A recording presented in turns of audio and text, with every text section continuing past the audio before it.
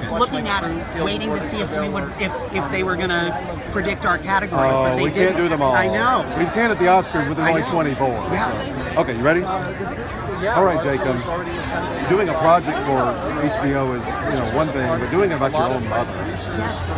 Well, but it also felt like, what subject do I know better? And I had seen Sarah Polley's film, I had seen the Valentino documentary, and I had seen Bill Cunningham, and it seemed like a good moment to do something. And my mother, I knew when she died that I was going to write something about her, and I also knew that I wasn't going to write a book about her that was better than any of the books that she wrote about herself. And so then it just seemed like a documentary could work fairly well because she had narrated her own books on tape, and there was great archival of her, and you could sort of do something where she would get to be the star at the center of it, and she of course was the person that people were most interested in, and that it would bring her back in the most vivid way. And that's why I really thought this is the way to do it. How tough is it to interview your own father?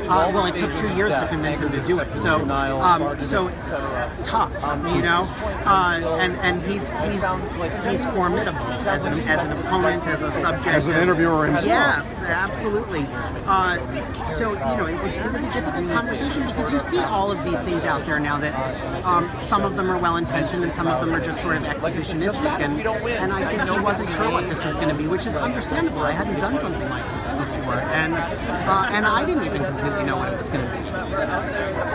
Nora Ephron movies. I've seen so many of them, loved so many of them. Do you have a favorite? Well, I actually have a weakness for You've Got Mail. I sort of love its trenchant observations about New York and how it was sort of gentrifying, and how the bookstore around the corner is being driven out of business by Barnes & Noble, and now, of course, Barnes & Noble has been driven out of business by Amazon, and all we have are Nike Towns or Foot Lockers and Dwayne Reeds, but the basics of what was happening to New York, it was very sharp about. So even though you were seeing this romantic comedy that seemed on the surface like another Tom Hanks Meg Ryan movie, underneath there was a kind of darker thing going on, and so I find that kind of great and remarkable, and I think it works together really well. It's a really good project, and very emotional, but also very funny, and you did a great job. Good luck tonight. Thank you.